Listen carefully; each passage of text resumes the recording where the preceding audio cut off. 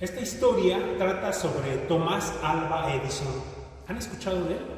Sí. ¿Qué hizo? A ver, que lo recuerdan. El inventor de la bombilla, ¿verdad? Entre muchas otras cosas. El fonógrafo. ¿De dónde era él? A ver si alguien recuerda. ¿Dónde nació? ¿Mexicano no era?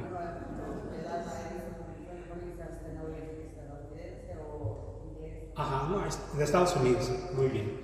Bueno, es una historia verdadera sobre él.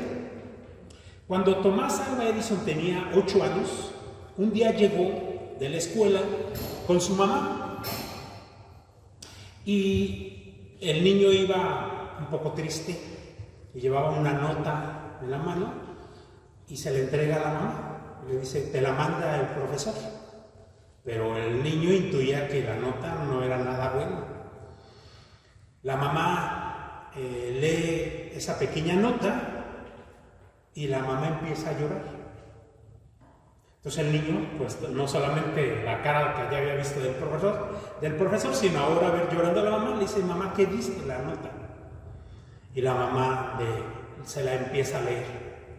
Y la mamá dice, su hijo es un genio. Esta escuela es muy pequeña y los maestros no pueden atenderlo. Edúquelo usted. Así que la mamá de Tomás Alva Edison se dedicó a darle clases porque era maestra. Y a su hijo le impartió sus clases, lo formó y después la historia que ya conocemos, ¿verdad? Ese genio, inventor, que una de las cosas que sabemos es que para llegar a que la bombilla funcionara como funcionó, hizo 1000 pruebas. Y alguien le dijo, ¿cometiste 1000 errores? Dijo, no, fueron 1000 intentos para llegar al resultado final. O sea, una mente muy positiva. Y pasó el tiempo, ya Tomás Alva Edison ya era famoso, ya con premios, y su mamá murió. Y acomodando las cosas de la mamá, un día se encontró la notita que algún día le dieron en la escuela. Y la leyó, y Tomás Alva Edison se impresionó porque la notita realmente decía, su hijo es un enfermo mental, ya no lo queremos en la escuela. Fue un gran impacto para él. Y Tomás Alva Edison después, él escribe en sus memorias, dice Tomás Alva Edison, un enfermo mental que fue dirigido por una mujer heroica y ahora es un genio. Bueno, esta pequeña, ahí tengo la imagen de Tomás Alva Edison, esta pequeña historia verdadera nos habla sobre el poder de la palabra, de lo que hablábamos ayer. Esa palabra poderosa que nosotros podemos usar para destruir personas o para elevarlas, que fue el caso de Tomás. Una mamá que convenció al niño en que él era un genio y se empeñó en educarlo, en sacarlo adelante, en motivarlo, hizo de él un genio. ¿Cuántas gentes no conocemos, o nosotros mismos, que a veces andamos cargando traumas desde la infancia precisamente porque alguna palabra de la mamá, del papá, de un tío, pues nos traumatizaron y nos marcaron por el resto de la vida, y a veces no nos damos cuenta cuál fue ni siquiera esa palabra, o a veces sí nos acordamos. Y ahí andamos, en lo que sí es seguro, andamos cargando un trauma de por vida. Contaba un sacerdote donde yo estudié en secundaria, que en una ocasión hicieron un experimento y acordaron que cuando llegara fulanito de tal, le hicieron bullying, pues en esa época no se llamaba bullying, pero iban a lastimar a un muchacho, ¿no? Iban a jugar con él psicológicamente. Acordaron sus compañeros de que cuando llegara todos iban a empezarle a preguntar que si estaba enfermo. Y se acomodaron los niños por toda la escuela, unos en la puerta, otros en el patio, otros en el salón, y cuando el niño iba entrando, pues le iban preguntando que si se sentía mal, que si estaba bien, que si ocupaba algo, Al principio el niño decía, no, pues sí, yo bien, pero dice que cuando llegó al salón, como fueron tantos los que le preguntaron, el niño realmente ya se estaba sintiendo enfermo y pidió permiso para regresarse a su casa. Ese es el poder de las palabras. Así que ahora la analogía que vamos a hacer es como estas, aquí pongo una imagen de estas, con nuestra boca, cómo podemos destruir la integridad de personas, podemos destruir su imagen, su prestigio. Y bueno, Cristo mismo nos pide que cuidemos esas palabras. Ahí está un librito de Santiago en las cartas católicas que están en nuestras Biblias y habla precisamente, ¿no?, de cómo debemos de cuidar nuestras palabras. Ahí es un ejemplo muy práctico, humano, que encontramos en nuestras Biblias, así para la vida cotidiana. Bueno, entonces vamos a empezar a hacer a través de esto vamos a empezar a analizar, ¿no?, el poder de la palabra de Dios. Y bueno, hoy decidí sacar mi niño que llevo dentro y nos vamos a poner a dibujar. Bueno, ahí ustedes me perdonan en caso de que no lo logren. Como dice aquí en el texto, pues Dios, que es todopoderoso, todo lo hizo con el poder de su palabra. Aquí vamos a dibujar al Padre, que como ya les había comentado, el Padre, como dice la de Colosenses, dice, es invisible. Nadie lo ha visto jamás. Lo dice también San Juan. Pero nosotros tendemos a representar a Dios Padre como un ancianito, ¿verdad?, con cabellos blancos, y que yo de niño decía, pero ¿por qué un ancianito? ¿Alguien sabe por qué? ¿Por qué se le ponen esos cabellos blancos? Exacto, es la sabiduría, ¿verdad? Muchas veces uno dice, pero ¿por qué anciano? Pobrecito, ya no puede. Como que es la antítesis del Todopoderoso. Pero sí, es la sabiduría, la eternidad. Las canas son eternidad. Bueno, al menos significan, porque pues ya los que la traemos ya nos pesa los años como una eternidad. Bueno, y voy a representar en este dibujo, déjenme aquí lo voy a hacer. La palabra con este signo, ¿no?, una P, va a ser nuestro signo de la palabra eterna de Dios. Realmente es una P, pero con un rayo aquí al final. ¿Sí se nota? No, porque tiene poder, ¿verdad? Y bien interesante cómo en el Génesis nos narra la presencia trinitaria en la creación del universo. Y ahí está presente no solamente el Padre, no solamente el Verbo, porque ahí les pongo un texto, ¿no?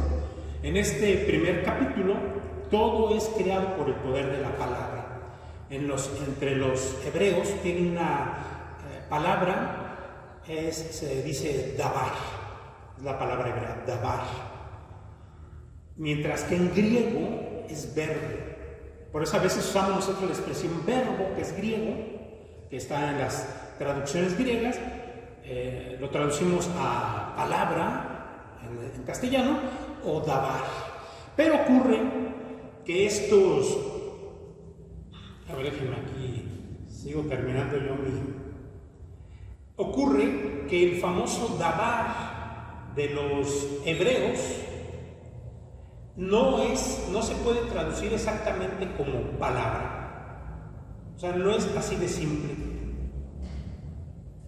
A ver. ¿Quién andará por aquí?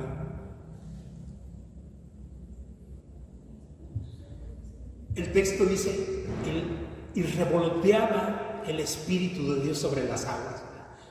O sea, ahí está la presencia trinitaria. O sea, estos israelitas del Antiguo Testamento que no conocían la Trinidad, Porque ¿quién nos revela la Trinidad? ¿Quién revela la existencia de este misterio divino, que es la Trinidad? Jesús, ¿verdad? Cristo. Los israelitas del Antiguo Testamento no conocían la Trinidad. Ellos hablaban de un Yahvé, Dios todopoderoso y único. Pero veían en este Yahvé unos poderes muy especiales en su espíritu y en su palabra. Entonces intuían como que este espíritu y esta palabra eran como parte de él, como un atributo, así como nosotros, ¿no? Tenemos nuestra palabra. Pero nuestra palabra no tiene el poder suficiente para hacer otro yo, porque ese es el misterio trinitario. San Agustín intenta interpretar o explicar este misterio trinitario, que a veces los católicos no nos queremos meter en ese rollo, porque lo resolvemos bien fácil. Este es un misterio, entonces ya no tocamos ningún punto sobre el tema y ahí se quedó. Pero ese misterio se puede razonar, porque nuestra fe es razonable. Nuestra fe, aunque nosotros hay cosas y dogmas que creemos por fe, porque ya no la podemos entender, pero hay muchas cosas que sí podemos razonar. Y San Agustín fue uno de los que se puso a razonar este misterio de la Trinidad y le empezó a dar muchas explicaciones, porque es un gran misterio. Les voy a platicar de una que a mí me parece, al menos a mí me gusta más, aunque los teólogos dicen que hay otros ejemplos más poderosos. Pero San Agustín dice que, por ejemplo, la Trinidad es una como nosotros somos uno, y que en nuestra esencia espiritual contenemos una Trinidad. Vaya, que cuando Dios sopló en nosotros, insufló su esencia trinitaria. O sea, eso es un misterio. O sea, no solamente insufló un espíritu divino en nosotros, sino que insufló un espíritu trinitario que vive en nosotros. Entonces, San Agustín decía, el Padre es el ser. Poniéndolo en comparación con nosotros, pues nosotros sabemos que nosotros somos, ¿o no? Cada quien, no, yo soy Jesús, yo soy Lupita, yo soy, todos sabemos que somos. Ese concepto intelectual de que es parte, o sea, eso nos identifica, Nosotros sabemos que somos.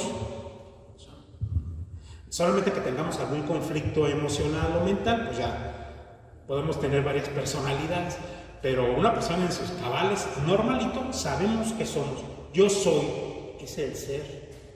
Esa es la identidad del Padre, es la esencia de Dios, uno, ser. Y así se revela frente a Moisés: yo soy el que soy. Yo soy el... Dios Padre en Éxodo se puso filosófico, porque esto del ser es un principio filosófico. Los filósofos griegos hablan sobre el ser. Pues Dios Padre se puso filosófico y habló del ser. Yo soy el que soy, el ser uno, nada más. ¿Y en dónde está entonces, en esta esencia, la palabra y el espíritu en nosotros? Dice San Agustín, bueno, pues la palabra no es nada más emitir sonido, que es lo que nosotros entendemos. Para nosotros emitir sonido se ocupa de una inteligencia y de una razón. Y esta inteligencia y esta razón forman parte del ser, o sea, no es otra cosa. Entonces, cuando yo pienso, es mi propio ser, pero estoy usando una facultad que sé que tengo. Es más, yo sé que a lo mejor las puedo hacer bolas, pero nada más quédense con esto. ¿Cuántas veces en nuestro vocabulario no hemos dicho, estoy pensando? Como si estuviera haciendo referencia a un otro. Y me dije, o sea, cualquiera diría, tiene un problema de personalidad, ¿no? Trae otro yo allá adentro porque se habló a sí mismo. Y entonces yo me dije, fíjense cómo en nuestro lenguaje cotidiano hablamos de un otro yo. ¿Sí se fijan? Porque tenemos un concepto de ser y después sabemos que sabemos y empezamos a hacer un diálogo interior. ¿No les ha pasado que cuando tienen problemas empiezan ustedes a platicar con ustedes mismos? Y hay quienes empiezan a hablarlo y a la gente dice, ya se volvió loco. No, lo que pasa es que estamos en una comunicación interna con mi yo. y soy una persona y no me he vuelto loco. Pues ese es parte del misterio trinitario. Ese diálogo interno en la divinidad es el Padre con el Hijo, que constantemente están hablando y se dialogan y se dicen y se platican. Por eso Dios no está solo, está en un constante diálogo con sí mismo. Y luego viene el Espíritu, que sería el amor. O sea, esa experiencia del amor que nosotros tenemos, pues esa experiencia del amor es la presencia del Espíritu en la Trinidad. Bueno, es un ejemplo que me salí del tema, perdón, pero es interesante porque vemos cómo esta creación es trinitaria, es la presencia de Dios trino en todo. Y está el verbo poderoso, la palabra que les decía en el hebreo. El dabar no es palabra nada más que suena, sino el dabar habla de un poder interno de la persona. Es la capacidad y el poder interno. O sea, los hebreos, cuando hablan del dabar, están refiriéndose, cuando hablan del dabar, es ese poder interno, ¿sí? que puede razonar, comunicarse. Bueno, pues es parte de este poder. Y que ahí, precisamente, es interesante ver este Génesis, cómo se va creando todo con el poder de la palabra. Hágase. Y Dios dijo, haya luz. Dios dijo, haya peces. Dios dijo, haya esto y lo otro. Y Dios dijo, y Dios dijo. Pero llega un momento bien interesante cuando Dios va a crear al hombre y a la mujer a su imagen y semejanza. Ahí en ese momento, ustedes lo van a descubrir en sus Biblias, no dice Dios dijo, hagamos. Entra la Trinidad en toda su capacidad y poder, porque van a crear algo especialísimo al hombre y a la mujer. Hagamos. Ahí sí la Trinidad le echó enjundia y lo hicieron con el poder de la Trinidad, ¿verdad? Mientras el resto fue creado con la palabra. Dios dijo, hágase, Dios dijo, hágase. La luz separó a peces, la vegetación. Cuando llega al hombre y a la mujer, es el hagamos.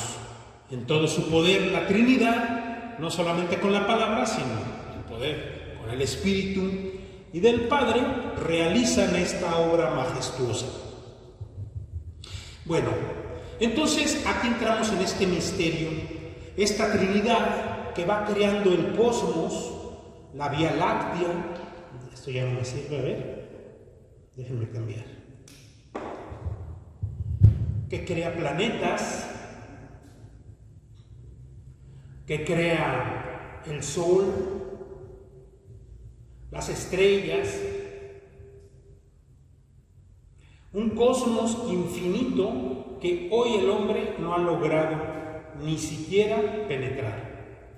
Pero no solamente se queda ahí, sino también Dios crea en un acto de misericordia el microcosmos. Y aquí lo vamos a representar con un pequeño microscopio. Esas bichos, bacterias, que es parte de este microcosmos que solamente con algún objeto podemos contemplar. Y ahí está Dios creando constantemente, porque también hay otra realidad que a veces creemos que Dios creó hace millones de años y se fue. Ese es un criterio de mucha gente, como que Dios creó y está narrado en el Génesis y como que después se fue y ahí como que la creación se va haciendo bola sola y empezó a entrar en crisis, pero no, Dios está creando todos los días está cuidando su perfecta creación. Muy bien. Bueno, vamos a continuar. ¿Hasta aquí alguna duda? ¿No? ¿Todo bien? Bueno, vamos ahora, como nuestro tema es sobre el pueblo, la iglesia, pueblo de la palabra de Dios, pues vamos a entender que nosotros somos una iglesia que estamos al servicio y somos discípulos de esa palabra poderosa, que está totalmente extralimitada, está fuera de todo rango y de comprensión. Entonces ahí vamos a hacer unas pequeñas lecturas que vamos a analizar. Es del libro de Hechos, porque en el libro de Hechos vamos a descubrir la historia primitiva de la iglesia. Ese libro precisamente es un libro histórico que se encarga de irnos explicando cómo comenzó nuestra iglesia. Y a veces cuando nosotros como iglesia nos perdemos, nos confundimos, pues tenemos que regresar a este libro para ver cómo le hacían estos primeros cristianos que ya no estaban con Jesús. Son los cristianos, precisamente el libro de Hechos comienza con la ascensión de Jesús. Jesús ya no está físicamente, bueno, ya no está ahí en persona que habla, sino está en una presencia a través de su palabra, a través de su liturgia, de sus ministros. Bueno, vámonos a Hechos en el capítulo 2. Aquí yo pongo un pequeño texto. A ver, ¿quién quisiera leerlo? Capítulo 2, versículo 14 al 24. Está un poquito extenso. Bueno, son 10 versículos.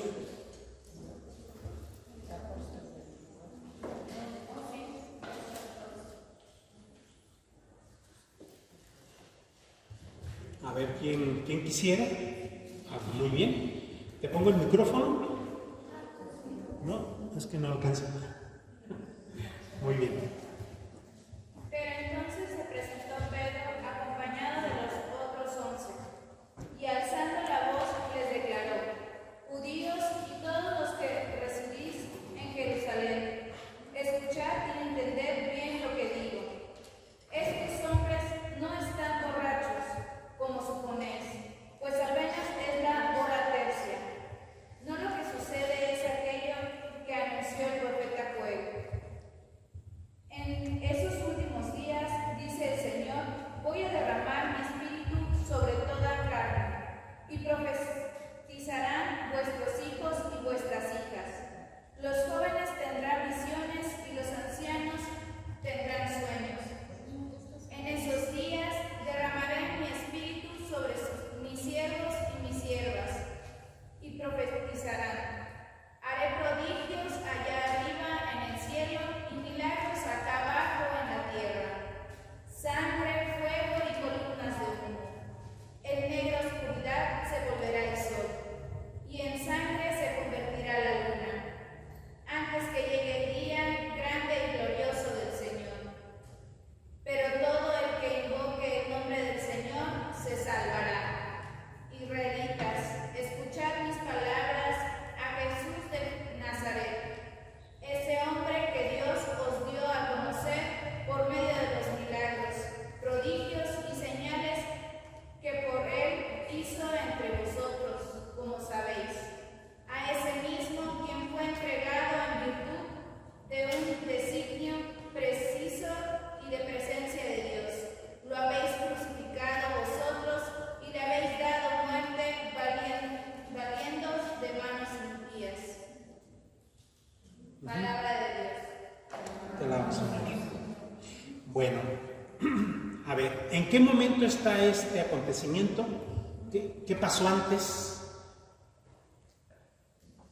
Bueno, esta narración es precisamente después del Pentecostés, después de esta venida del Espíritu Santo, ahí en el cenáculo sobre María y los apóstoles. Este texto es cuando ellos salen del cenáculo.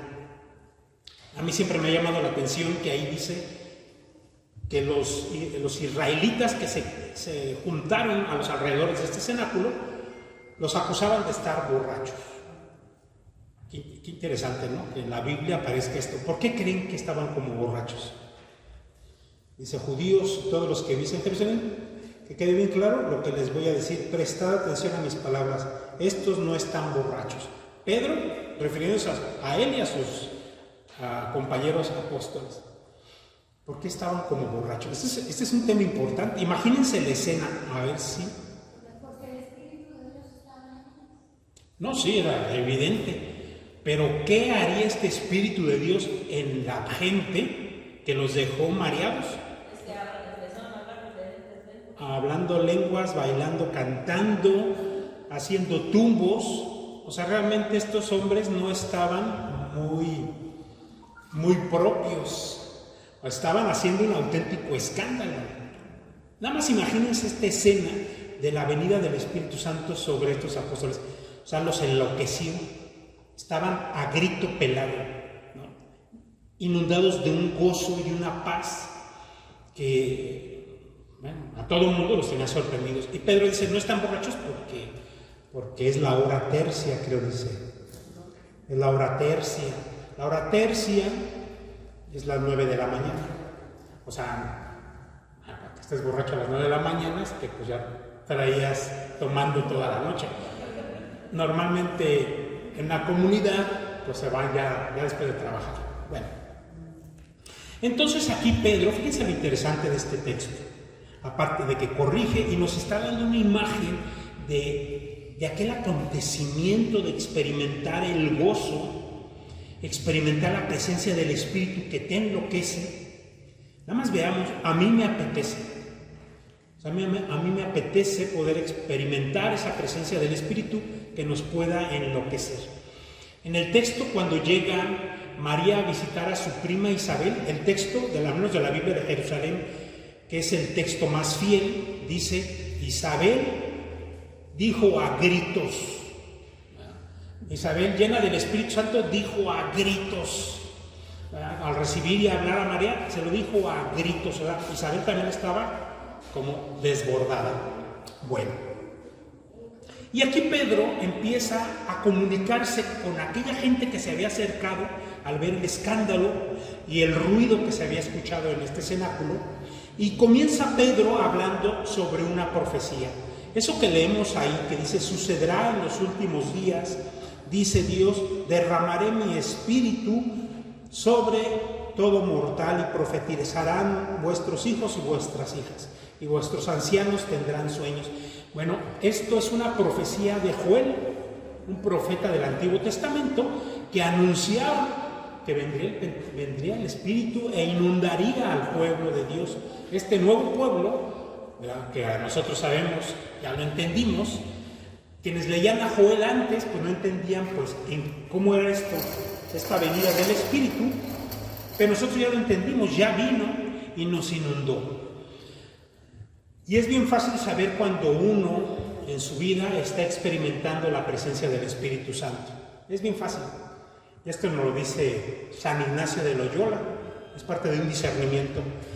Cuando tú descubres en tu vida que vives en soledad, tristeza, depresión, el Espíritu no está habitando en ti.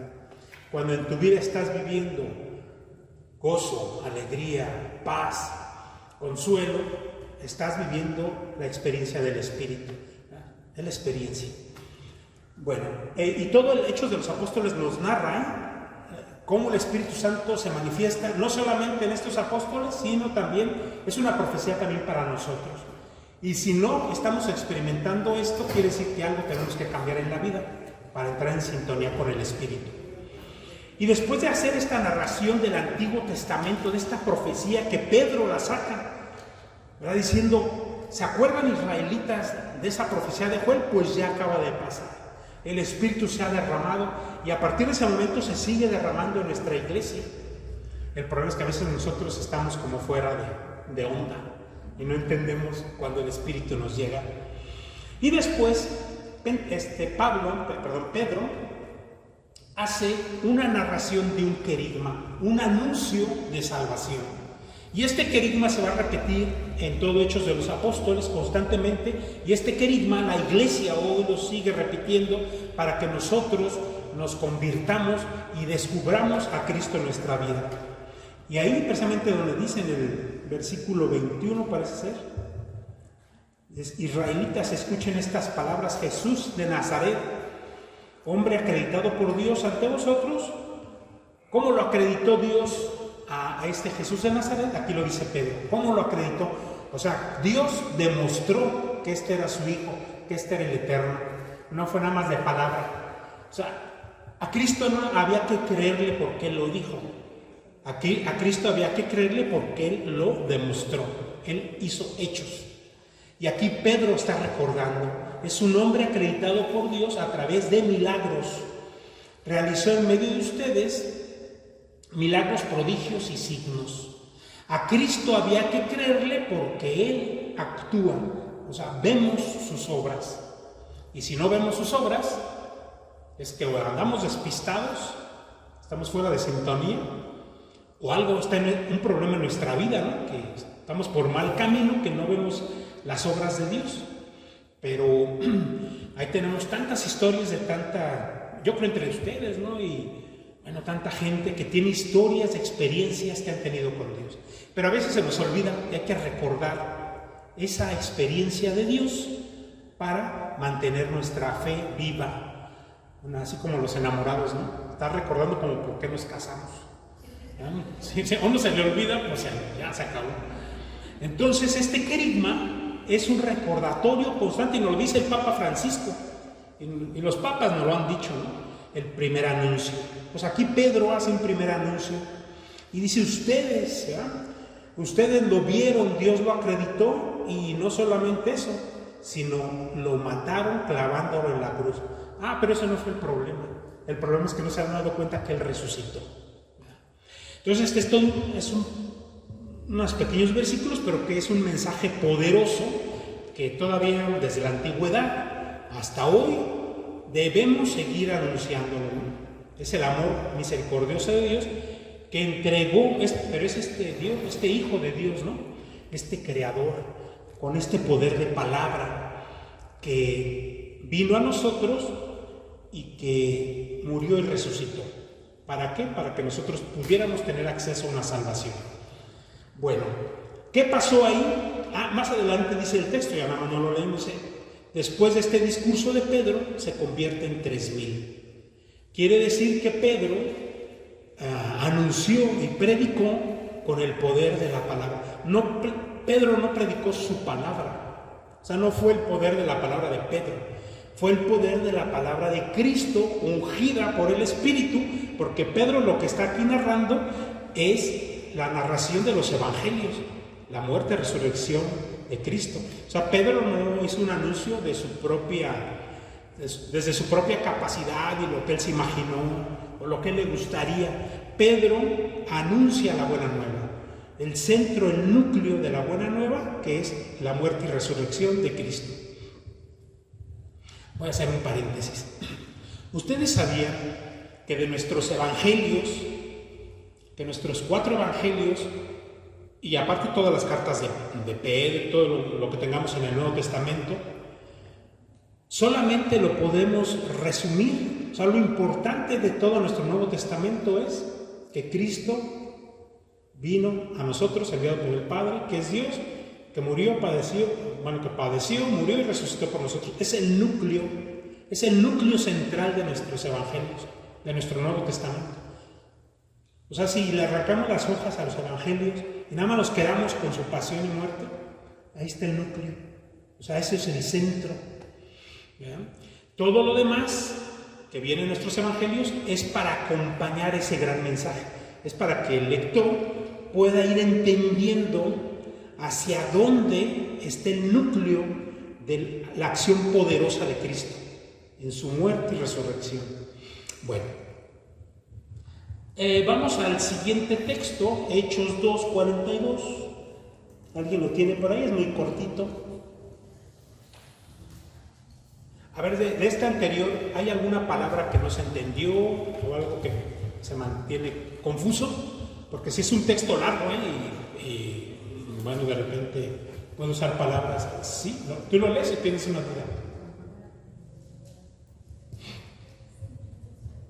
Bueno, vamos al texto. Las cuales perseveraban en la doctrina de los apóstoles, en la comunión, en el partir del pan y en las oraciones. Así de chiquito es esto, pero es central, es central. Aquí nos está narrando qué hacían los primeros cristianos. Y si nosotros no hacemos esto, es que dejamos de ser cristianos de algún modo.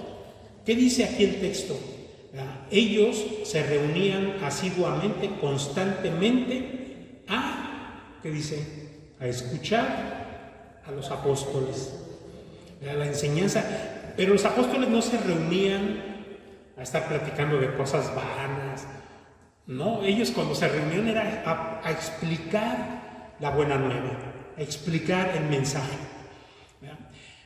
Fíjense, aquí estamos viendo cómo Como tenemos en un primer momento a la palabra eterna, que es Cristo, que Él mismo es el mensaje. Él lo transmite como un testimonio directo de primera persona, y después vienen ahora unos apóstoles a ser unos transmisores de aquello que vieron. Entonces aquí nos dice, se mantenían constantes en la enseñanza de los apóstoles. Si nosotros, cristianos del siglo XXI, no estamos constantemente escuchando la palabra, la enseñanza de los apóstoles, porque nuestros evangelios son enseñanza de los apóstoles. Los evangelios se hicieron, se escribieron a partir de lo que enseñaron los apóstoles. Fíjense, por ahí ustedes en sus casas algún día les van a decir, oye, pero aquí hay un evangelio apócrifo que la iglesia no acepta porque la iglesia es muy egoísta, es muy necia. ¿Por qué la iglesia no aceptó este evangelio apócrifo? ¿No? Y hay muchos evangelios apócrifos. Y luego de repente uno dice, pues sí, ¿no? ¿Por qué nada más son 4 y no fueron 5, o 6 o 7? Porque hay muchos evangelios apócrifos. ¿Cuál sería la respuesta? Pues que esos evangelios apócrifos no fueron inspirados, ni fueron realizados, ni predicados por los apóstoles. Son evangelios que alguien lo escribió, que no era de los apóstoles, que no conoció a Cristo, que no fue su testigo. Esa es una característica del por qué un evangelio es apócrifo y por qué otro es canónico. ¿Qué otro tenemos? Otro criterio es porque los primeros cristianos, cuando leían este documento de Hechos, se dieron cuenta, primero quien lo escribió, conocieron a Lucas, algunos conocieron a Pablo, porque aquí aparece, otros conocieron a Pedro. Entonces todos dijeron, este libro es auténtico, viene de un apóstol, y habla de varios apóstoles, de sus hechos. Por lo tanto, este libro lo vamos a leer en nuestras celebraciones litúrgicas. Y eso hacía que este documento fuera válido para todos, y todos lo aceptaban como palabra de Dios. Cuando un libro era nada más bonito, pues no lo leían en sus liturgias. Y hay muchos libros bonitos del Antiguo Testamento, de los israelitas, libros antiguos, pero que no entraron a la Biblia. ¿Por qué? Porque pues nada más eran bonitos, pero no eran apostólicos, no venían de un apóstol, no lo dijo ningún apóstol. Después dice, no solamente escuchaban los apóstoles, ¿qué más hacían esta primera comunidad? La fracción del pan. ¿Y qué era esta fracción del pan? La Eucaristía. Nuestra liturgia eucarística, aquí está. Cuando los protestantes, es que no, ustedes, aquí está nada más que antes no se llamaba misa, se llamaba partición del pan o cena del Señor. Así en Hechos así lo mencionan, ¿no? Cuando decía se reunían a la cena del Señor, no se reunían a una cena normal, sino era una cena litúrgica, donde había predicación de la palabra. Y eso algún día lo vamos a leer, ahí aparece en Hechos, capítulo 20, vamos a ver a un Pablo que está transmitiendo la palabra, y después se le mata un muchacho, lo resucita, y después regresa Pablo para hacer la partición del pan. Ahí vemos la misa en sus dos partes, la parte litúrgica, la liturgia de la palabra y la liturgia eucarística. Bueno, ¿qué más hacían estos cristianos asiduamente? Oraban. Bueno, entonces ahí con esto yo lo puse para poder entender que nosotros como cristianos, si no nos reunimos constantemente a escuchar la palabra, la enseñanza de los apóstoles es la palabra del Nuevo Testamento. Si no nos reunimos a la liturgia y no nos reunimos a orar, pues malaya la cosa, seremos de lo que sea menos cristianos. O seremos cristianos de nombre. Fíjense lo interesante, cómo el texto nos deja muy claro cómo ser cristiano hoy, aunque se escribió hace 2000 años. Y ahora nos vamos a capítulo 4, versículo 16-21. ¿Alguien quisiera compartirlo? A ver si... Berta. Muy bien, gracias. Sí. 4. ¿Qué vamos a hacer con estos hombres? Todos los habitantes de Jerusalén saben que han hecho un milagro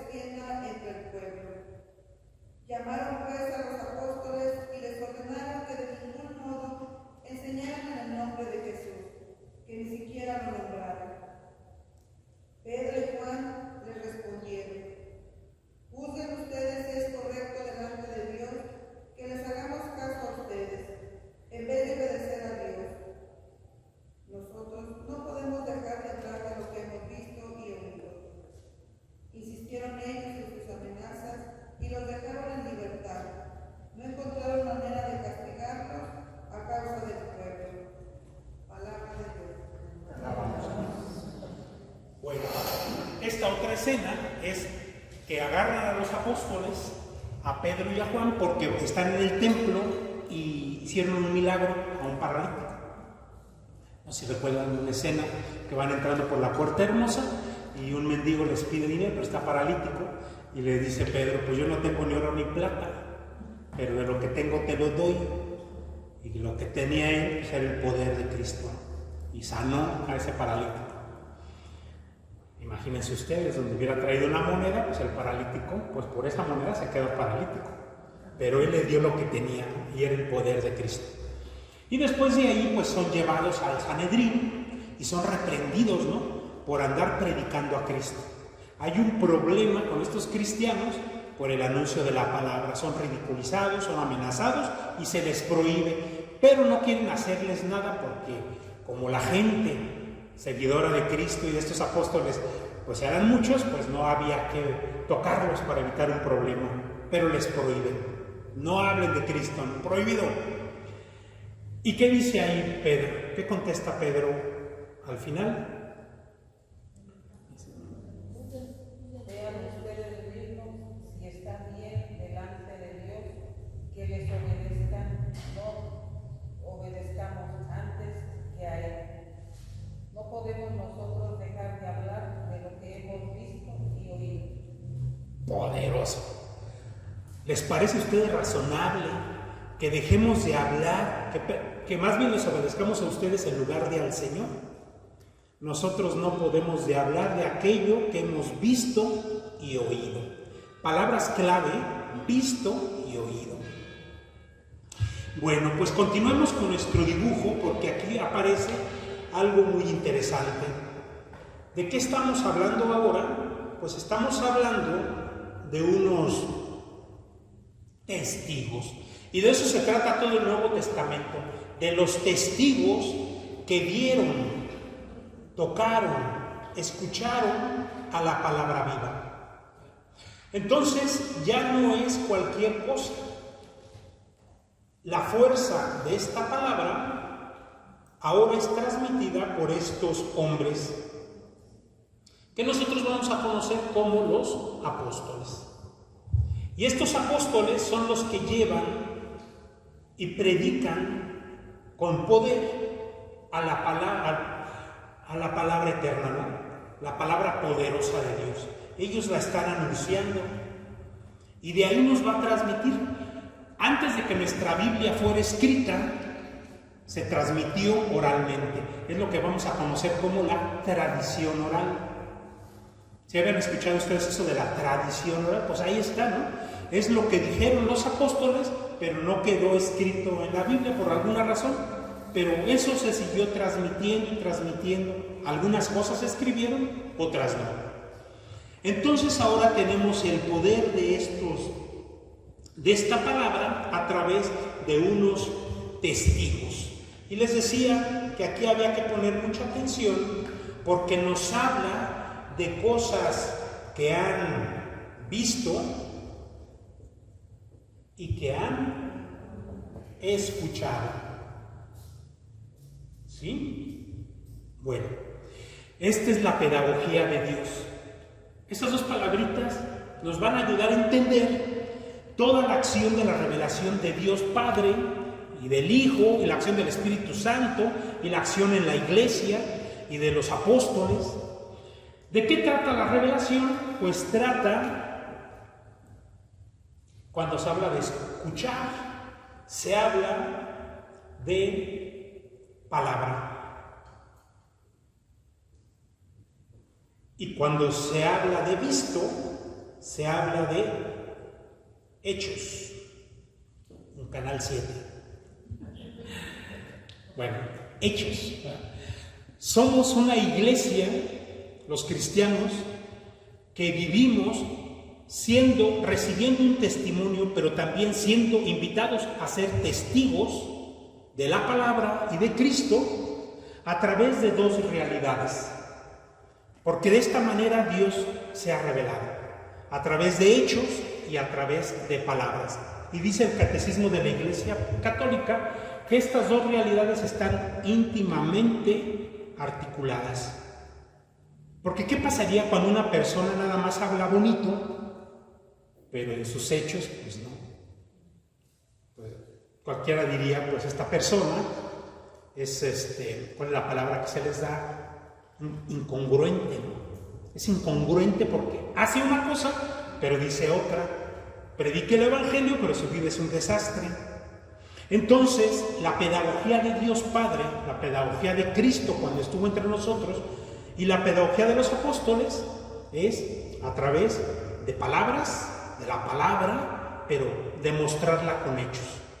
¿Cómo demostraron los apóstoles que esta palabra tenía poder y venía del mismo Dios eterno? Bueno, hacían milagros por medio de sí, ¿verdad? Bueno, ellos no hacían el milagro, ¿verdad? Ellos eran los intercesores, pero sí, o sea, ahí lo presentaban. Pero el máximo testimonio, el máximo hecho de los apóstoles es que fueron mártires, fueron testigos con su vida. O sea, ellos entregan su vida para dejar muy claro que esa palabra es verdadera. Porque nadie da la vida por una mentira. Habrá uno que otro loco por ahí, pero nadie da la vida por una mentira. La vida se da por cosas que valen. Y entre más valiosas son esas cosas, más vale la pena dar la vida, ¿no? Empezando por nuestros seres queridos, ¿no? Empezando por los que amamos, hasta llegar pues a Dios mismo, ¿no? Y aquí es el sentido del mártir, que en la Iglesia Católica se ha visto.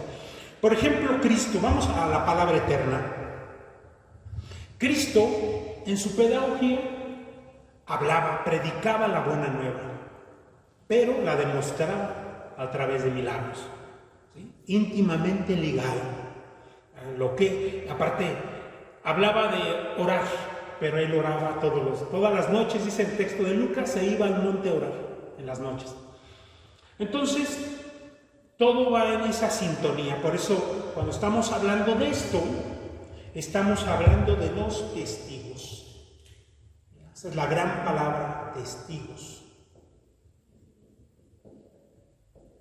Y esta palabrita de los testigos va a aparecer muchísimo en el Evangelio de Juan, sobre todo.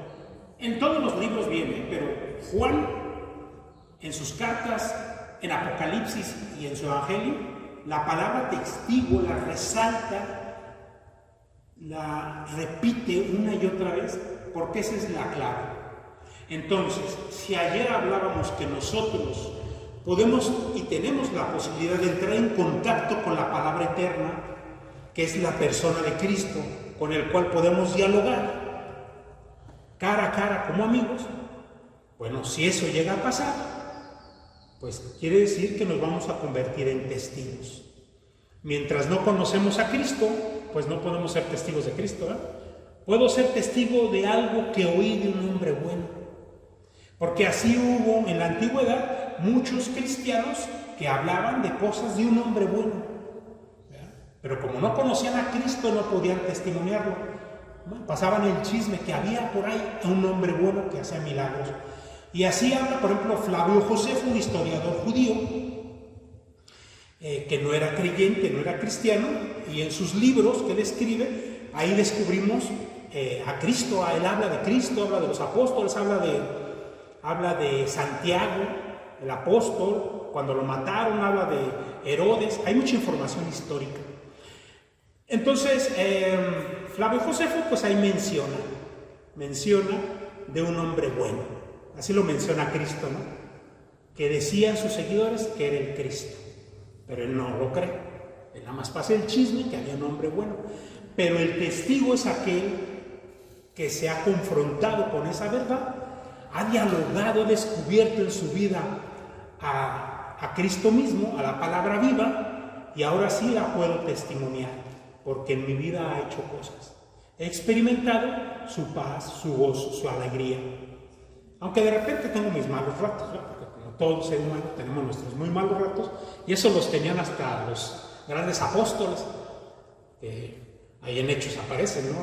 Los grandes conflictos entre Pedro y Pablo y Bernabé, ¿no? Entre los grandes tenían sus malos momentos, pero cuando descubrimos en nuestra vida que hemos experimentado una presencia, eso nos convierte en testigos y podemos transmitir a los demás esa experiencia del Cristo vivo, muerto y resucitado, así como dice Pedro, ¿no?, que decía en este primer texto. Fue muerto por nosotros, nosotros lo crucificamos, ¿verdad? Dios dio signos por él y nosotros lo crucificamos, pero Dios lo resucitó. Bueno, ese testimonio va a adquirir poder cuando nosotros realmente nos adentremos a la palabra, tengamos esa experiencia con la palabra, y en ese momento realmente vamos a ser el pueblo de la palabra. Bueno, ¿hasta aquí alguna pregunta? ¿No? Bueno, aquí les pongo este otro texto. Yo sé que son muchas citas, pero son citas muy importantes para ir entendiendo este tema. Ya nosotros entonces, las 3 citas anteriores, ¿qué conclusión podemos sacar? Son citas donde nos manifiesta el poder de la palabra de esta iglesia naciente, de estos apóstoles que predicaban con poder, porque predicaban a Cristo, predicaban la palabra de Cristo, no predicaban lo que ellos se imaginaban o sus propios gustos o intenciones. Pero cuando nos vamos ahí a la primera carta de San Juan, capítulo 1, versículo 1, este pequeño texto es casi para que se lo memoricen, ya mañana que venga a ver quién se lo sabe. ¿Por qué? Porque tiene la fuerza, este pequeño texto tiene la fuerza del testigo. Fíjense qué bonito de San Juan, con qué fuerza habla. Dice, lo que existía desde el principio, o sea, el eterno, esta palabra eterna, lo que existía desde el principio. Y después empiezan las palabras del testimonio que les decía Juan, es el gran testigo. Dice, lo que hemos oído. Fíjense cómo intervienen los sentidos humanos. Creer en Dios, nuestra fe, como les decía en un principio, no es una fe nebulosa, vaga, abstracta, es una fe concreta, es una fe que entra por los sentidos. No sé si se han puesto a pensar en esto. A veces creemos que la fe es creer como un sentimiento bonito. ¡Ay, qué bonito! Sentí bonito, ¡ay, tengo mucha fe! No, la fe, y que sí es una experiencia de creer lo que no se toca, la certeza de lo que no podemos ver, dice Hebreos. Pero la fe también interviene, no es una cosa o la otra, también interviene nuestra realidad humana, nuestros sentidos, ¿verdad? Dice aquí San Juan, lo que hemos oído, lo que hemos visto, y pone, para que quede claro, ¿con qué? Pues con nuestros ojos, lo que hemos contemplado, y lo que hemos tocado, ¿con qué? Con nuestras manos, acerca de la palabra de vida. Fíjense, es testigo de la palabra. Para Juan, el tema es la palabra. Para Juan, entrar al tema de la palabra todavía te da más dimensión de la majestad, la divinidad de Cristo. Por eso usa mucho esta expresión de la palabra eterna, porque la palabra casi no se toca, ¿no? Mas sin embargo, la experiencia de la palabra divina fue tan poderosa para Juan que dice, hasta la tocamos con nuestras manos. Dice, esas se las anunciamos. O sea, Juan es un testigo a toda ley, es el gran testigo. Y el Evangelio de Juan, y todos los evangelios, pero principalmente Juan, nos invita a ser testigos. ¿De qué? De la palabra de vida. Esa es la gran invitación, ¿no? ¿Por qué no podemos dejar de adentrarnos a la Biblia, a su palabra? Porque somos discípulos, hemos sido llamados a ser discípulos de la palabra y de nosotros se nos pide ser testigos.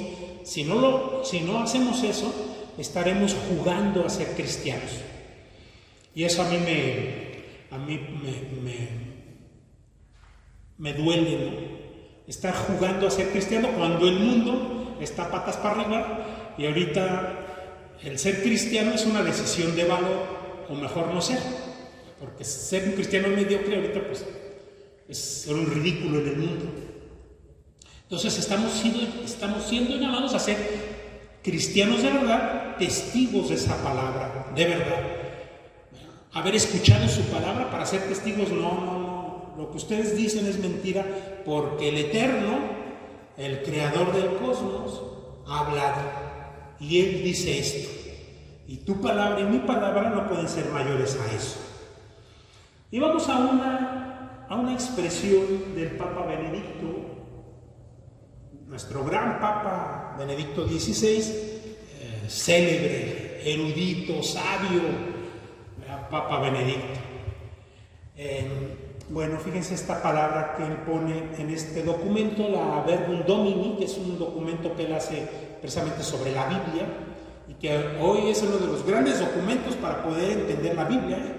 Este libro parece ser que es una exhortación post-sinodal. Fíjense lo que dice Benedicto, dice: la religión cristiana no es una religión de libro. Ay, así como que lo escuchamos y decimos, ¿qué pasó? Íbamos tan bien, la tenemos aquí, nuestro libro sagrado. Y Benedicto dice, no somos la religión del libro, somos la religión de la palabra de Dios.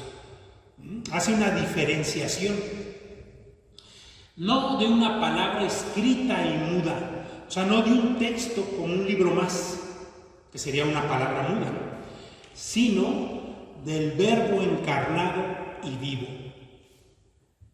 Esta frase de Benedicto es para meditar y profundizar.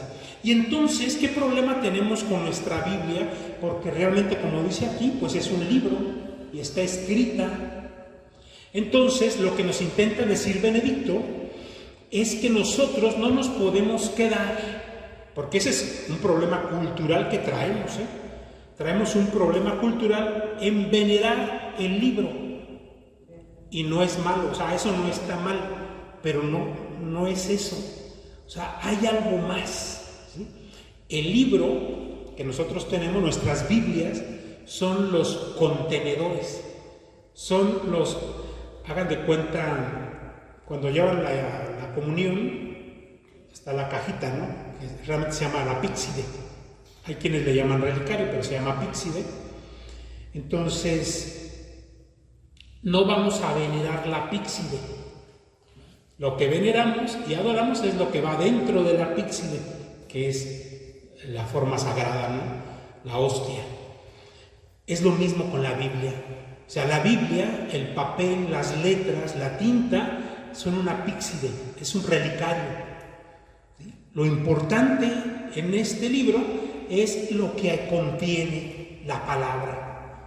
Entonces el problema es que cuando nos quedamos nada más venerando el libro, como ahorita lo estamos haciendo, que es bueno, pero si no nos metemos a leer la palabra, a sacarle información a la palabra, a hablar con la palabra, a orar con la palabra, si no lo hacemos, pues nos quedamos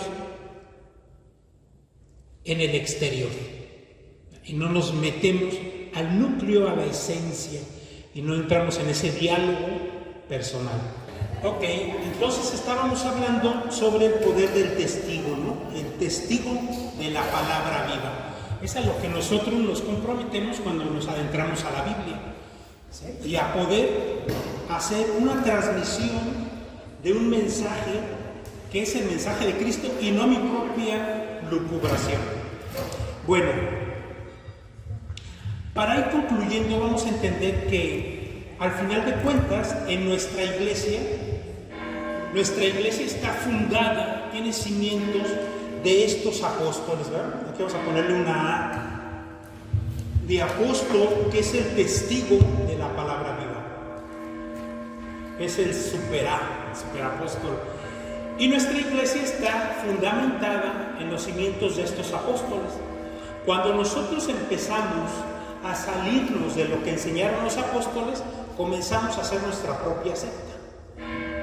Conforme más fieles somos a lo que el apóstol o algún apóstol dijo, pues más fieles a la palabra viva. Ese es un criterio que ya les comentaba hasta para el canon bíblico. Si un libro viene de algún apóstol, pues es que ese libro es apostólico. De lo contrario no podemos vivir. Bueno, entonces vamos a tener nuestra iglesia, ¿no? Y de esta iglesia que brota del corazón de la palabra eterna, del corazón de Cristo mismo en la cruz, pues en esta iglesia brota todo un manantial de dones, de gracias y riquezas para la salvación de la humanidad. Aquí casi estamos viendo estas aguas, ¿verdad? Estas aguas por las cuales revoloteaba este espíritu en Génesis. Pues ahora esas aguas están dentro de nuestra iglesia. Pero estas aguas brotan precisamente de la palabra. Y podemos empezar a analizar lo que sea, cualquier manifestación en la iglesia, la liturgia, la catequesis, el servicio a los enfermos, cualquier sacramento, nuestras fiestas religiosas y populares, sacramentales, todo brota de la palabra viva. Todo tiene ahí su fuente y su núcleo. Y bueno, aquí podemos analizar, donde más lo vamos a descubrir es en la liturgia, ¿no? No puede existir liturgia sin palabra. Entonces, sería aberrante. Y ahí vamos a descubrir entonces que esta palabra viva, este manantial que tiene la iglesia, pues va a ser el principio, va a ser el corazón y el centro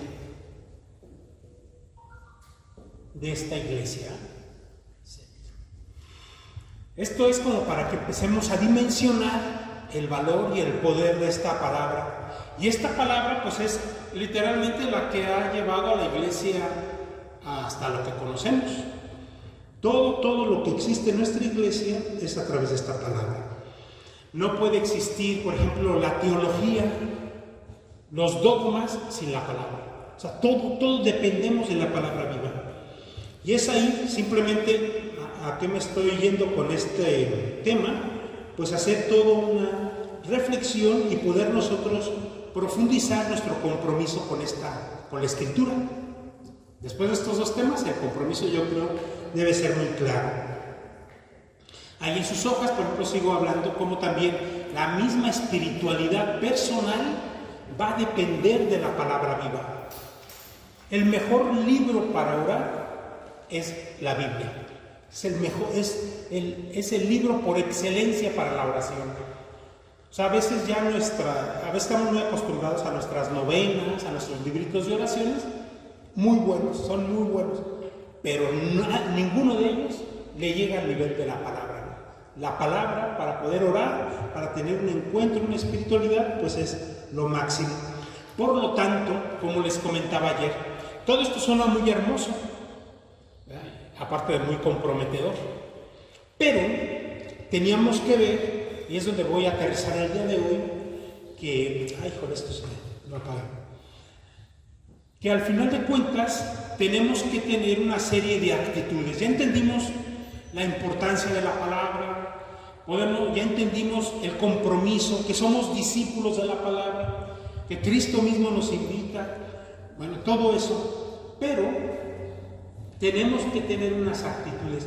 Miren, aquí hay un texto que ahorita casi me lo voy a pasar de rápido, porque ya el tiempo pues está muy encima, pero elegí este texto y casi es un texto para que ustedes lo puedan leer en sus casas, en sus Biblias. Es en la carta a los Romanos, capítulo 10, versículo del 14 al 17. Ya no lo vamos a leer ahorita por tiempo, pero aquí San Pablo está haciendo toda una reflexión teológica acerca de la palabra y la predicación de la palabra y la fe. Y él resume en esta pequeña frase. Pablo dice, la fe viene de la predicación. Fíjense qué interesante. La fe viene de la predicación.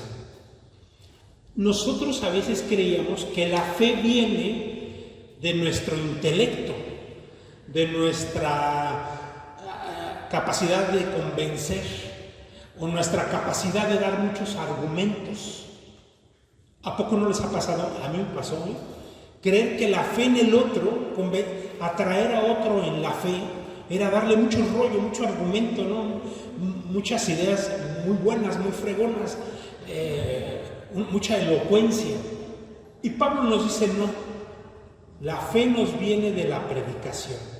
¿Y qué es la predicación? Anunciar la palabra viva. Anuncia a Cristo, lo que Cristo dijo. Anúncialo a Él, no eches rollo tú, ¿sí? Porque la palabra sí tiene poder. Tú tienes una capacidad de echar rollo. Y eso podrá convencer, pero por lo regular cambiar una vida solamente cuando es tocada por la misma palabra viva, ¿no? Por el mismo Cristo. Entonces nos dice, la fe viene de la predicación y la predicación por la palabra de Cristo. O sea, aquí Pablo lo deja clarito. Les dejé el texto, es más largo, para que ustedes lo lean en su casa, porque ahí Pablo va explicando cómo es necesario transmitir la palabra. Porque si no transmito la palabra, otro que no conozca esa palabra no se hará discípulo de Cristo. Solamente conocer. Si el otro conoce a Cristo, podrá aceptar a Cristo en su vida. Entonces, al final de cuentas, es como un meollo de nuestra fe. Por ejemplo, aquí vamos a tener el caso de María, que María, es más, los grandes teólogos hablan que María fue fecundada por la escucha. ¿Sí sabían eso? María fue fecundada por el oído. En el diálogo con el ángel traía palabra de Dios. El ángel era un enviado de Dios. Y al estar el ángel hablando con María, María escuchando y aceptando la palabra, hágase en mí según tu palabra, quedó fecundada. La fecundación en María fue por el oído. Por eso Jesucristo, antes de ser bebé, fue palabra. Sí, fue palabra. Él siempre fue palabra. ¿Sí? Y en María, y María es ejemplo de cristiana. María es la primera cristiana. ¿Sí? La primera que hubo fue María. Fue la primera discípula, era mamá y discípula. Esa escena me cuesta trabajo entenderla. Y trato de imaginarla. A María con su niño, pero ella es la mamá. Tiene que corregir al niño, porque el niño de repente también hace travesuras. Claro, era un niño superdotado, muy capaz, pero tenía que corregir. Y aparte, como mamá, tenía que enseñarle al niño las escrituras. Pero el niño, resulta que él era la palabra que había transmitido la palabra. Aquello es un misterio fenomenal. Imagínense la escena, ¿no? Llega un momento, no sabemos en qué momento, en que María ya no le enseña la escritura al niño, sino ahora María es la discípula del niño. Y eso lo podemos, y no me lo estoy inventando, porque aquí me pueden ustedes acusar de hereje, pero no. Ahí en el Evangelio de Lucas, al final del capítulo 2, cuando se pierde el niño en el templo, ¿se acuerdan? María corrige al niño. ¿Por qué nos haces esto a tu padre y a mí? Ya la mamá está enojada. ¿Por qué nos haces esto? Chamaco desobediente. 12 años, imagínense, adolescentito. Cristo, en su realidad de hombre, vivió una humanidad. No vivió nuestra propia humanidad. O sea, Él no tuvo nuestras propias defectos de adolescente. Él vivió su propia adolescencia divina. Pero era un niño adolescente, a lo divino y a lo superdotado, pero era adolescente. Qué curioso que el Evangelio nos habla que a los 12 se va el niño. Ustedes, los que tengamos hijos, a los 12, ¿qué hacen los chamacos? Así, nada más que este es divino. Y hay que darle unas divinas nalgaditas, que sí se las ha de haber dado María, porque era un niño con una gran capacidad de discernir el bien y el mal. O sea, eso es parte de un atributo de no estar tocado por el pecado. El pecado hace que nosotros no entendamos lo que está bien y lo que está mal. Andamos confundidos. A veces no sabemos qué está bien y qué está mal. Y andamos cometiendo muchos pecados, pero porque andamos en la lela, no entendemos. Ese es un problema, un defecto de nuestro pecado original. Ahí está. Pero el niño y María, como no tenían ese defecto de fábrica, ellos tenían la capacidad de entender qué está bien y qué está mal. Entonces el niño entendió que sí iba a ser una travesura, o sea, no estaba confundido, pero el niño sabía que dentro de su travesura iba a manifestar un misterio, porque cuando la mamá lo corrige, el niño le responde, y en esa respuesta hay toda una manifestación de su divinidad. 12 años y ya le está dando una cátedra sobre su propia divinidad, que no sabían que debo de encargarme de las cosas de mi padre, porque María dice, ¿por qué nos has hecho esto a tu padre y a mí? Pone primero a José. María, una mujer respetuosa de su matrimonio, ¿no? Y pone al marido por delante, mira, ahí está tu papá, ese sí, da buenas nalgadas. Ahí está José. Pero, ¿mande? Jesús a través del tiempo se va a dar cuenta que eres el Hijo de Dios. Es todo un rollo teológico, cristológico. Ahí ya tiene 12 años, Sí. ya María le dio toda Las metí en un rollo teológico. bueno, María no fue su primera casa con usted, porque Ajá. la religión enseñó las fundamentos. No sé si era libre y él decía, esto aquí cago yo soy este, o como ahí donde. Sí. Miren, esto es un misterio. Vamos a empezar por ahí. Y hay que tener cuidado porque hay unos teólogos católicos, sacerdotes y obispos, o sea, los hay, de que dicen de que el niño Jesús tuvo todo un proceso casi de toda su vida para entender que él era el Mesías. Casi llegan a decir que Juan Bautista fue el que casi le dijo, ya entiéndelo, tú eres el Mesías, lánzate. Eso es casi una herejía, y lo promueven. Es una teología que promueven algunos sacerdotes y obispos. La mejor teología cristológica la da Benedicto XVI. Yo tomo a Benedicto, ese no sé. Ahí sí, miren, vamos a lo seguro. ¿Qué nos dice Benedicto? Benedicto nos habla de un niño que es hombre, el niño, pero que vive en un proceso humano parecido al nuestro, tiene un proceso, pero este proceso es más revolucionado. Y este niño, no solamente, nosotros, para aprender algo de niños, experimentamos, ¿verdad? No te subas ahí, y pues nos subimos, nos caemos y entendimos. Es un proceso por experimentación. O el niño también por amenaza. No te pases, que si no te voy a ver las nalgas. Son procesos de conocimiento. En la teología, una teología más asentada, más ortodoxa, nos habla que el niño tuvo ese proceso de conocimiento por experimentación. El niño iba experimentando y le metía el dedo y se quemaba. Ay, no, ya no. O sea, hay una experiencia, pero el niño también tuvo en su conocimiento un conocimiento beatífico, le llaman, conocimiento beatífico. O sea, por revelación. O sea, de repente el niño pues tenía revelación, o sea, el Padre le decía y el Espíritu, o sea, por ejemplo, lo que vemos en Lucas, vemos muy claro un niño que tiene un conocimiento por revelación. El niño ya sabía a sus 12 que él era el hijo del Eterno, del Yahvé, el que está en su casa. Se va a dedicar a las cosas del Padre, porque ese es su templo en Jerusalén.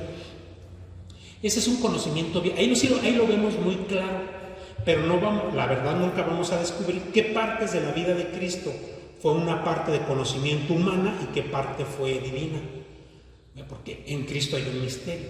Podemos intuir algunas, pero si nos gana la soberbia y queremos descubrir, como le ha pasado a muchos sacerdotes, que por soberbia quieren hacer un estudio tan meticuloso que al final pierden el sentido de quién es Cristo. Entonces hay que tener mucho cuidado en eso. Entonces el niño va teniendo procesos humanos, pero también va teniendo revelaciones beatíficas. Y también va teniendo visiones. Ese niño va teniendo visiones, ve cosas que otros niños no ven. Entonces va teniendo ese proceso. Y en este proceso, bueno, pues el niño va madurando, pero al menos ya sabemos que a los 12 tiene un conocimiento de su divinidad. Y entonces no nos desalojemos estas teologías que nos hablan de un Cristo que hasta que se encontró con Juan Bautista como que entendió casi a la fuerza su mesianismo. Sí, o sea, estamos viviendo en épocas muy peligrosas en cuestiones teológicas. ¿Sí? Comentario en algún tiempo para Semana Santa, Cuaresma, quizá de pasar la Pasión de Cristo, la película. Recuerdo haber visto algunas cápsulas que se llama la película Un niño llamado Jesús. Y precisamente cuando estaba en la carpintería por San José, él ve cuando está San José trabajando, pero al mismo tiempo está viendo su pasión, que no externa, ahí en la película, no externa a nuestra Madre Santísima lo que él ve. Y en otro pasaje también está solo jugando y de repente se cae y ve su caída en el Vía Crucis, ve el huerto de los olivos.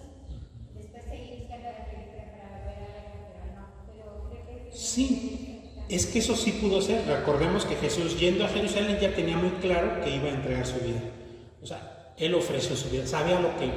Entonces, sí, ¿en qué momento lo tuvo? En esta película, bueno, nos da así como un destello, pero eso a él le llegó por visión beatífica y por visión. No hubo un proceso humano. Muchas cosas sí. Por ejemplo, aprender a leer. Seguramente María y José se sentaron con el niño a enseñarlo a leer. O sea, hay un proceso humano. Sus primeras letras, algunas normas de comportamiento, el trabajo. Seguramente el niño tuvo un proceso humano. ¿Sí? Claro, como un niño superdotado, ¿no? Nuestro proceso humano. Pero es todo un misterio fascinante, ¿no? Son temas cristológicos. A mí algo que siempre me ha inquietado cuando oigo es que muchos son los llamados y poco los elegidos. ¿Hasta dónde podemos nosotros decidir? O quién, si yo quisiera elegir, ¿qué yo voy a hacer? O sea, digo, entonces, ¿dónde está? ¿Dónde se delimita una cosa? San Pablo es muy claro ahí. San Pablo, cuando habla en sus cartas, habla de los predestinados. Pero hay que entender predestinado. Él dice predestinados a aquellos como elegidos. Y él dice que son predestinados todos los bautizados. Todos somos elegidos, somos predestinados. Al momento de haber sido bautizados, ya somos elegidos. Que vamos a empezar un proceso humano de discernimiento, auxiliados por la gracia de Dios, que a veces también nos va iluminando para dónde ir caminando, pero también interviene mucho nuestra parte humana. O sea, aquí esta realidad divino-humana siempre va a estar presente en nuestra vida, en Cristo. Es una realidad constante, que es un misterio, pero podemos ir descubriendo en nuestra propia existencia. Bueno, vamos a continuar, si no, las van a regañar. Ya para ir aterrizando, les dejo este texto de Pablo porque es hermoso. Habla sobre la predicación, cómo llevar la palabra, cómo es necesario. Y bueno, esta frase es para memorizar. Aquí anda fallando, yo creo, la pila. Bueno, vamos a entender entonces que para tener acceso a la palabra tenemos que tener ciertas actitudes.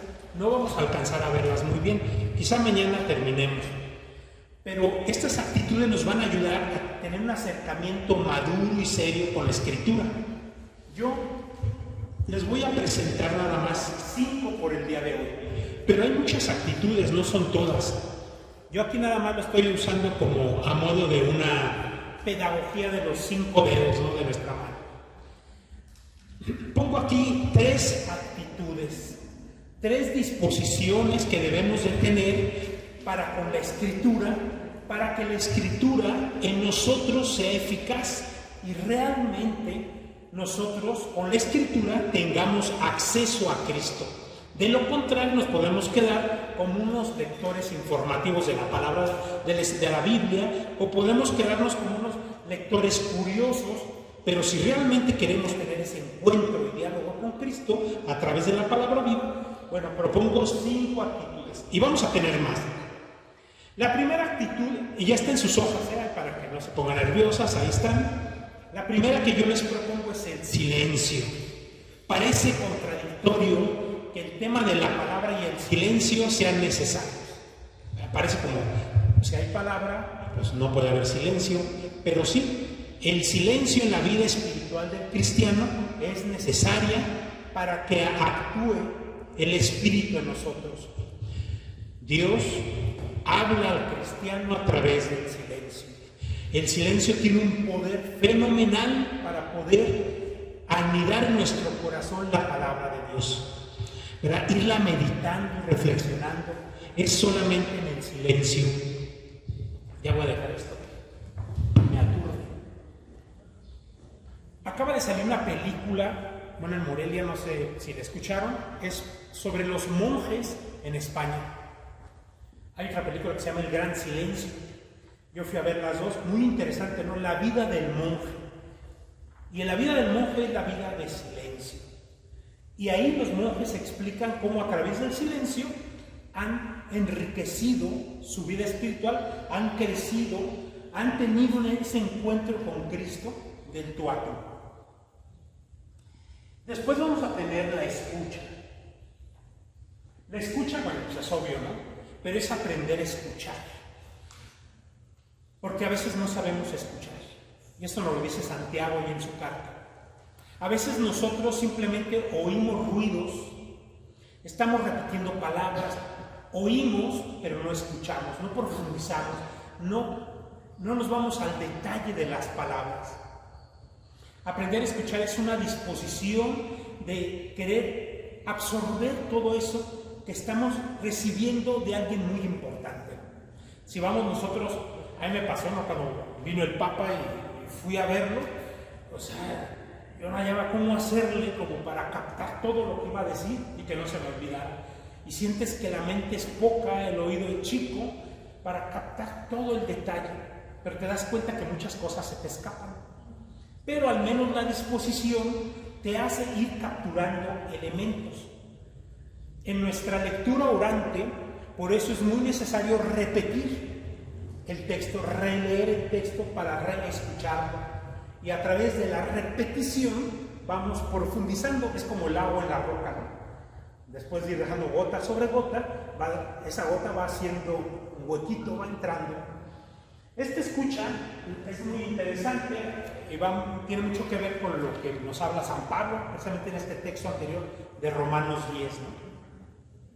Entender que a través de nuestra escucha va a crecer nuestra fe, porque la fe nace de la predicación.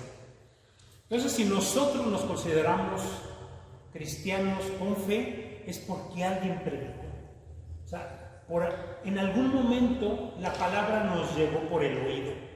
O sea, no hay de otra. No estamos aquí porque... También decía Papa Benedicto XVI. Sí, Benedicto XVI. Otra de sus grandes frases dice: nadie se hace cristiano por una buena idea filosófica o por una gran idea moral.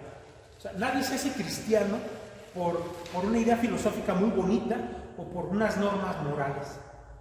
Nos hacemos cristianos por el encuentro con la palabra.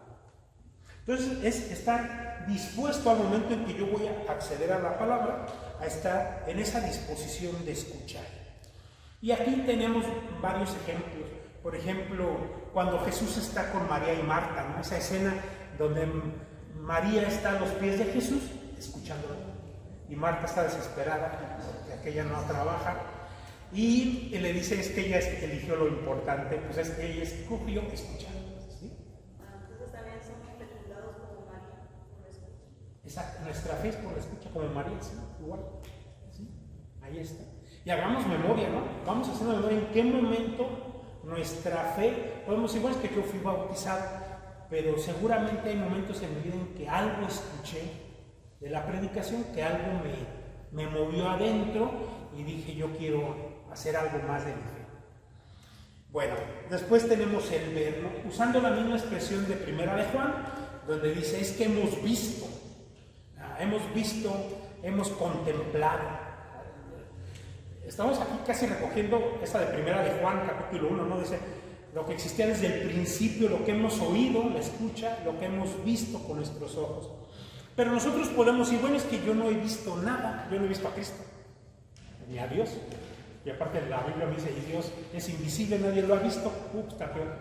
O sea, como que pareciera que todo va en contra, ¿no? De nuestra fe. Pero aquí nos vamos a esta fórmula.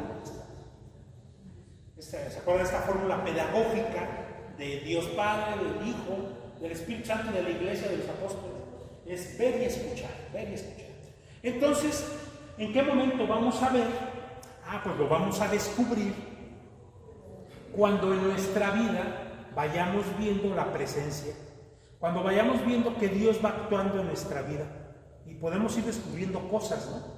Dios hizo algo en mi vida, es que algo vi. Y podemos entonces hacer esta interconexión de escuchar con ver y poder decir, ok, esta palabra me interpela, me llama, me mueve, realmente Dios me habló. Pero cuando logramos descubrir que esta palabra en nuestra vida hay alguna respuesta de algo, algo pasó, Dios se manifestó en un acontecimiento, es cuando hacemos este clic, que es el clic pedagógico divino, y cuando logramos hacer que nuestra vida sea la vida de un testigo. Lo que escuché, lo he visto, manifestado de alguna manera, ¿no? Y aquí, bueno, pueden surgir mil testimonios, porque estoy seguro que aquí cada quien hemos vivido experiencias donde hemos visto a Dios en nuestra vida, lo hemos palpado, ¿no? Pero bueno, aquí podemos contar milagros, acontecimientos y testimonios. Pero entonces es entender que esta palabra que yo estoy tomando en lectura, cuando la estamos orando la palabra, vamos a descubrir que hay cosas que me dice la palabra que yo ya he visto en mi vida. Y la palabra me va a hablar de cosas que yo ya veo en mi vida. Y empezamos a hacer ese clic. Y es cuando la palabra pues, nos empieza a asustar, ¿no? Cuando empezamos a descubrir eso, así como que, aquí sí hay algo poderoso, ¿eh? Bueno, después está el contemplar. Contemplar, orar. Yo no me le puse aquí orar, pero es el contemplar. Y esto lo vamos a ver cuando entremos a la lección divina. Cómo vamos a tener que aprender a leer, a escuchar, a ver, pero vamos a tener que aprender a contemplar y a orar con la Escritura. Y es un pequeño método que suena más sofisticado de lo que es, pero que si nosotros lo vamos practicando, vamos a descubrir beneficios espirituales y de encuentro con Cristo muy fuertes, muy poderosos. Entonces, a través de la Escritura vamos haciendo este acercamiento de la oración. No olvidemos que en la Biblia, bueno, tenemos libros orantes, que son los salmos, que bueno, son las oraciones por excelencia, pero yo puedo orar con un evangelio, puedo orar con un texto del Éxodo, allá de las batallas con los egipcios, y ahí puedo orar. O sea, la oración no necesariamente tiene que ver con que sea una escena bonita de la Biblia. O sea, en medio de una escena fuerte de violencia, puedo yo descubrir que ahí Dios me está hablando. Y como dice San Agustín decía, cuando leemos la palabra, cuando leemos la Escritura, es Dios que me habla. Cuando oramos, es que le respondemos. En últimas cuentas, esta acción de leer la palabra es un diálogo de escuchar y responder, escuchar y responder. Y podemos seguir con una misma frase, profundizándola, y Dios nos puede seguir diciendo cosas, ¿no? Nos puede seguir diciendo cosas, y cuando yo voy recibiendo eso en mi interior, yo voy haciendo una respuesta. Y a veces esa respuesta en mi vida puede ser, bueno, puede ser de muchas maneras. En ocasiones la palabra me puede interpelar, puede ser una palabra muy fuerte, como veíamos ayer a los fariseos. Y en ese momento, ¿cuál sería mi oración? Pues una oración de pedir perdón, ¿no? Y en ese momento, al estar leyendo, puedo estar yo en ese momento pidiendo perdón por mis miserias. Pero también en una lectura puedo estar descubriendo las grandezas del Señor, algo grande que ha hecho en mi vida. Y en ese momento yo puedo estar inmediatamente ahí haciendo una oración de alabanza o de agradecimiento. O qué tal cuando estamos necesitados por alguien, ¿no?, que nos pidió oraciones, y a través de la Escritura vamos descubriendo una escena de intercesión, o Dios me está llamando a la intercesión por alguien y yo estoy pidiendo en ese momento en oración por ese otro, y es una oración de intercesión. Entonces empezamos a hacer como este clic con la palabra, y la palabra deja de ser una historia bonita, una historia para narrar, y se convierte en un diálogo personal donde yo voy interactuando a través de mi oración. Y llega un momento, en ocasiones, si la gracia de Dios lo permite, porque esto es gracia de Dios. O sea, aquí esta fórmula no es matemática. O sea, no es 2 más 2 son 4, porque a veces 2 más 2 son 1000. Y ocurre que uno apenas terminó de hacer 2 lecturas y uno entró en un proceso y en un momento de contemplación profunda. Pero es que esto es cosa de Dios. Y hay gente que de repente, digo, a mí me ha pasado, ¿no? Así que de repente uno entra en una contemplación donde uno siente como que hasta el piso ya no lo pisa. Uno siente que hasta flotó. Hay una experiencia de encuentro con Dios, porque y uno ya no, ni siquiera alcanzó a hacer un proceso mental de diálogo, de oración, mira, tú me dices, yo te digo, ¿no? Hay momentos en que uno llega a esa contemplación. Y es que, ¿qué es la contemplación? Es eso. Es un acto misterioso que no podemos definir, que no podemos decidir por propia voluntad, donde simplemente llegamos y nos extasiamos. Digo, a veces me ha pasado, ¿no? Cuando uno va en un paisaje, en la playa, me gusta mucho la playa, ¿no? Pero uno llega a la playa y ve en un atardecer y uno se extasia. Y no hay proceso mental, uno no está pensando nada. Lo único que pasa es un revoltijo en el corazón, donde uno está experimentando una belleza, un agradecimiento, y no hay palabras, simplemente uno está extasiado.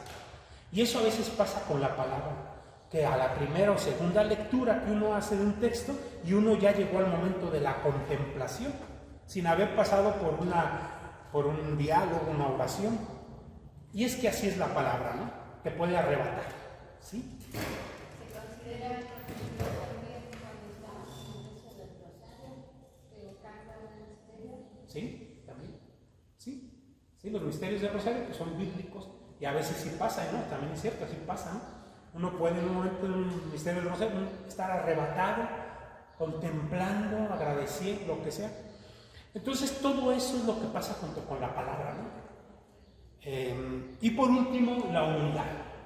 La humildad, porque a Dios uno se le acerca de rodillas. Cuando uno está en actitud, eso yo lo aprendí, porque déjenme les platico que yo tuve mi época ¿de qué fue? Yo fui agnóstico,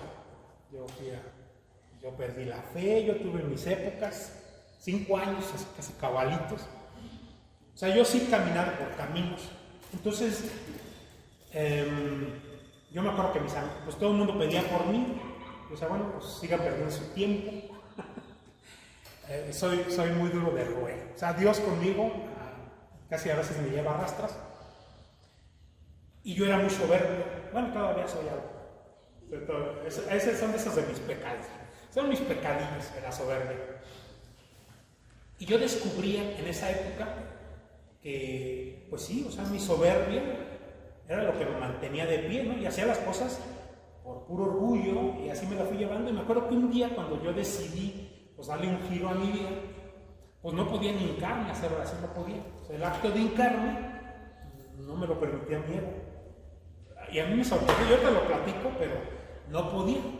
O sea, no podía, físicamente no me podía hincar. Bueno, pues uno puede llegar a niveles de soberbia muy altos donde pues no experimenta uno la presencia de Dios. Y es que ya después descubrí, cuando uno me arrodilla, pues que sí, hay una presencia, ¿no?